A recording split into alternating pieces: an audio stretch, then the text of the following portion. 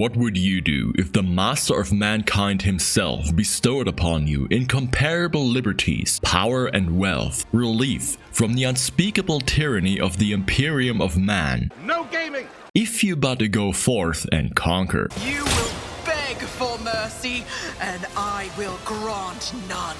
You might be tempted to abuse your newfound freedom in a childish rebellion against parental TV controls and rules about bedtime.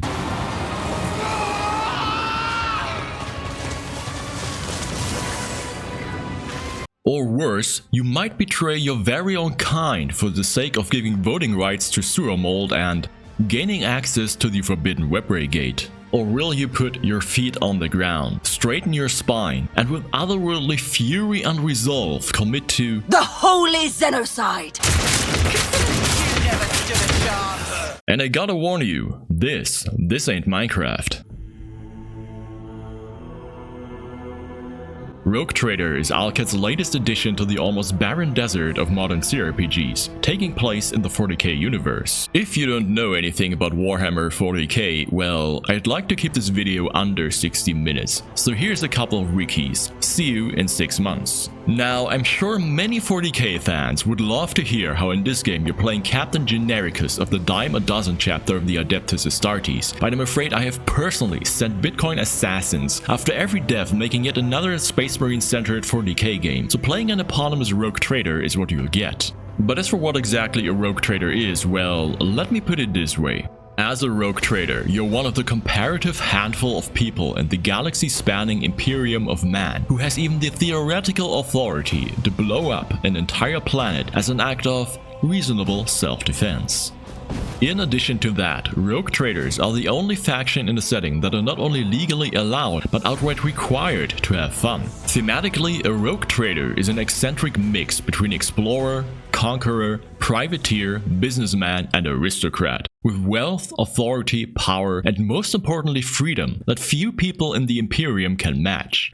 To put things into perspective, not even the two arguably most powerful factions in the Imperium, the Inquisition and the Space Marines, enjoy the kind of freedom that comes with being a Rogue Trader, and what would land either of them on the chopping block for heresy is but a Tuesday for you. And, to top it all off, your legal duty to be chaotic neutral is sanctioned by the highest authority in the Imperium itself, the Emperor of Mankind. Quite literally too, that's his very own handwriting right here. What I'm trying to say is, it's good to be a Rogue Trader. From the moment you and the other candidate were brought aboard this void ship, your fate changed. Rogue Trader throws you as a freshly appointed heir to a dynasty into managing your protectorate in the Coronis Expanse, a barely civilized backwater where piracy, inbreeding and the trade of illicit goods run rampant. In short, the perfect playground. The Coronis Expanse is considerably removed from the heart of the Imperium. This means that local warp routes become useless within months. Established pathways are regularly subject to attacks from all kinds of rabble. And in the only major port, the Imperium's frigates find themselves moored alongside pirate vessels. However, due to severe mismanagement by your boomer hag of a predecessor, there's plenty of fires to put out. To put your protectorate back in order requires plenty of man and firepower, but since this is the Imperium, both exist in abundance. For the glory of the Imperium! Character creation is pretty straightforward and doesn't need too much explaining. It is your pretty standard CRPG affair. Except there's no race selection, since in the Imperium, being the beacon of progressive thinking it is, there's only one race, the human race. Xenon scum! You don't belong in this galaxy! Origins don't matter except for Psycho or Crime Lord, just don't make the mistake of confusing them with classes, which are the archetypes. My one recommendation though is to make your own portrait, because most of the vanilla choices are hideous beyond belief. Now, it wouldn't be a proper CRPG without plenty of companions to abuse, manipulate and gaslight. I'm not gonna go into too much detail, but most of them are pretty fun. Among others, you get slavishly devoted old men capable of tanking trader marines, an angry nun that you can turn even angrier, and some kind of sea creature who grew up among Discord mods and mastered the art of being a bipolar female by psychically imposing her mental instability on her groomers. You even get a pet inquisitor whose most essential function is to take unwanted companions off your hands, just in case you didn't let Argenta enact her policy of total non-sanctioned psycho death, or accidentally ended up recruiting an illegal immigrant. Also, special mention goes to the token Space Marine of the Mary Sue chapter being comically outclassed by the regular humans in your posse. Being a newly appointed sanctioned tax dodger does not come without its challenges, and being this far outside Imperial space proper means there's plenty of heresy afoot, be that of the pointy or pointy-eared kind. And heresy, of course, is not just the hazard of the body, but of the mind. And looking at Rogue Trader romance statistics, all I can say is, be careful. Some fruits are forbidden for a reason. Instead, turn your mind towards doing the Emperor's holy work, shaping your protectorate into a reflection of his light. Want to fill an entire planet with prisoners arrested on entirely legitimate charges, chemically deprive them of the need to sleep so they can work 24/7, and by law, force their descendants into slavery as well, just to procure 1/10 of the materials needed for your pleasure palace. Or, if you're feeling merciful, you may offer them a few short and grueling last years in your private army in exchange for the mere chance of freeing their children from hereditary slavery. But if you're in need of manpower, you could also just press gang entire nations worth of suckers who will toil and die in gruesome work accidents for generations to come, just to make sure your bathwater is just the right temperature. Well, there's no need to worry about a punitive crusade or an inquisitorial audit, because unlike the Inquisition, you got the Emperor's personal stamp of approval. So knock yourself out, friend, because no matter what, you're making the Emperor proud. Speaking of making the Emperor proud, let's talk about how the setting is presented in this game. My soul is ablaze with righteous fury! Rogue Trader offers us a rather unique perspective on the 40k universe. Usually 40k is presented from a kind of top-down view, where the protagonists are entire armies fighting massive battles, and the nitty-gritty details of how everything works and how individuals might feel and think are but irrelevant background noise. You sorta know there's stuff like navigator houses, astropaths, enforcers, manual laborers, ship crews, and so on, but more than 90% of the time in 40k these don't matter, since overpowered opponents clashing with each other take center stage. Rogue Trader, however, drops you right in the middle of this background noise and lets you engage with even the smallest element of the 40k universe on a much more personal level and from the perspective of a more or less regular human apart from your elevated status. And it does so in such an artful, engaging, detailed, faithful and immersive way that I can only imagine the Emperor reaping with joy at the sight of the world Alcat created. Presenting the sheer scale of the 40k universe in such an authentic way, yet also homing in on the smallest detail like lower deck maintenance workers, and having it all come together so effortlessly and naturally takes skill that quite frankly almost no 40k writer possesses. And it all comes together so beautifully, I actually find myself at a loss for words to describe it. But let me give you an example. In 40k, void ships as they're called are usually so massive they often make up entire nations of their own. While normally this is just background fluff in Imperial Navy handbooks, in Rogue Trader you're shown what exactly that actually means, beholding the vastness of such a ship with your own eyes and how thousands of crewmen are but a statistic when it comes to crewing such a colossal machine. How about an entire clan dedicated to nothing but putting out fires? Or one of the lower decks complaining to management and the population the size of a small country getting their heating shut off in response. Can you imagine an entire nation of nothing but plumbers? Thousands upon thousands of people, all dedicated to a single person with life and death powers over their existence. You. And you don't just get to read about them in quarterly human resource reports. You meet them, talk to them, see how they live. You get to ease their burdens if you like, or put the screws to them if you think they're slacking. The game wants you to be strikingly aware of just how much power you have over so many people, but it never shies away from showing you what that actually means for you and them. But the scale and vastness of 40k isn't just represented through numbers alone. Everything is suitably grand and gothic, where the local chapel outsizes and shines Notre Dame, and having an entire freight line run through your ship is but an afterthought. See that? That's a telephone. to be operated exclusively by schizophrenics. Couple all that with the soundtrack that captures the essence of 40k in such an otherworldly beautiful way, and you have the most atmospheric and engaging depiction of 40k I have ever seen. No other work has ever captured what it means to live, fight and die in a setting and made it so palpable and graspable as Rogue Trader. The warp isn't just some abstract force that causes skin cancer, it is strange, creepy and terrifying. Fall to your knees, mortals, and behold the final dawn. Komarok, not just a nest of funky pirates somewhere far off, but a bleak and depressing hellhole. Let the fatal thirst be quenched! The Imperial Creed, not just a bit of irrelevant scripture, but a constant presence that both inspires and suffocates. I shall pity not your enemies.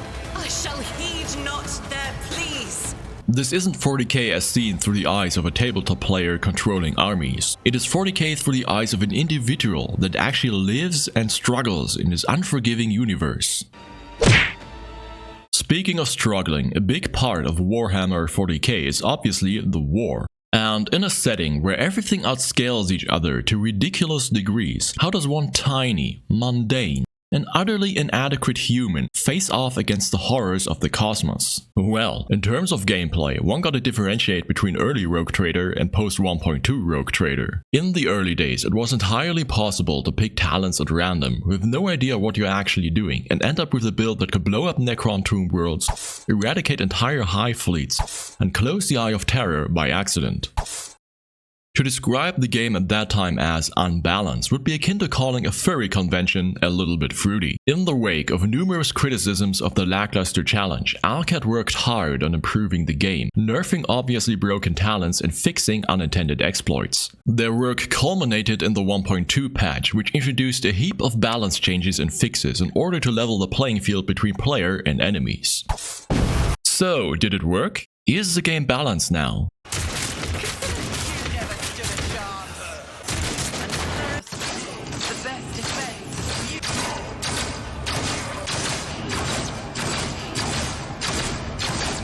Let me put it this way, putting down Abaddon and the boys with the 44 I found in a trash can is a maneuver not found in the Tactica Imperialis. And we're not talking of well thought out high-end builds. If you so desire, and I'm not joking, you can delete entire rooms of enemies with the click of a button. To consider any Ancap game balanced is akin to considering Games Workshop's IP policies reasonable. And as of now, the real fun of the game is figuring out the possibly dozens of ways you can outclass the Emperor himself. If Space Marines are the gold standard for combat power in the setting, then according to Ancap, a single Rogue Trader is worth about a dozen chapters, I'd say, proving once again that mankind's greatest power isn't genetic modification, but tax exemption. Young man, your choice of words is unseemly to the point of insult. You're addressing a Rogue Trader.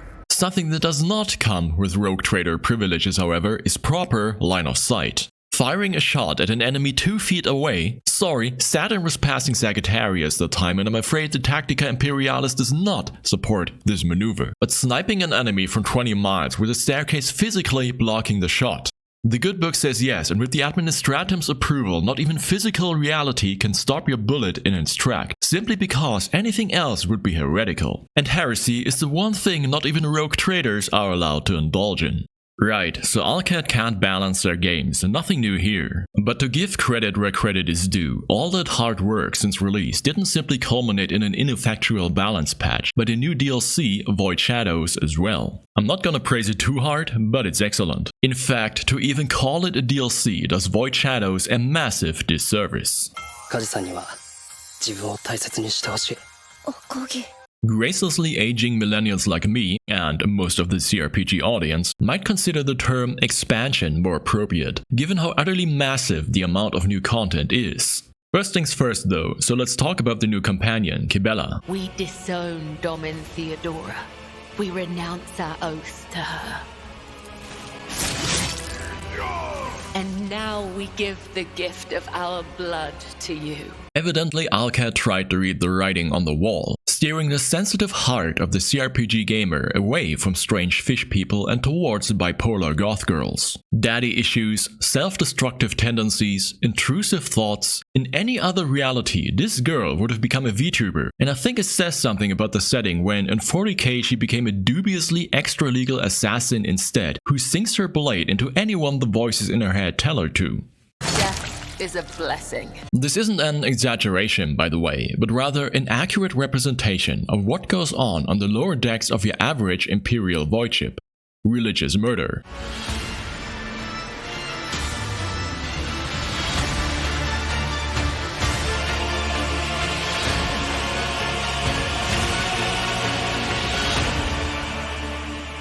Kibella comes with the new archetype, the Blade Dancer, a melee-focused class specializing into movement and multiple attacks per round. It's incredibly fun to play and a good choice for your main character as well. Needless to say, Kibella's personal quest is quite extensive and will take you places you might not necessarily want to go or come back from, like the lower deck seed oil slop dispenser or the mind of a mentally ill woman. But Void Shadows has dangers worse than toxic potluck soup and women in store for you, namely unions. On a ship this large, with a worker population outsizing the Baltics, this content is almost guaranteed to flourish, spread, and come to a boil. This being the Imperium, this just means there's plenty of anvil for your hammer. But as it turns out, not everything here is a nail. And with a threat much more insidious than originally thought, your personal touch may be required. The DLC's story stretches over several chapters, slowly escalating from a rumble to an earthquake, and will make you appreciate having the option to vent entire decks as a self-defense measure. I'm not gonna spoil anything, but it's Gene Stealers. And don't complain to me about spoilers. If you know literally anything about the setting, or looked at the promo art, then you know it's Gene Stealers. Because if half your subjects suddenly start demanding regime change out of nowhere, it might just be due to foreign subversion.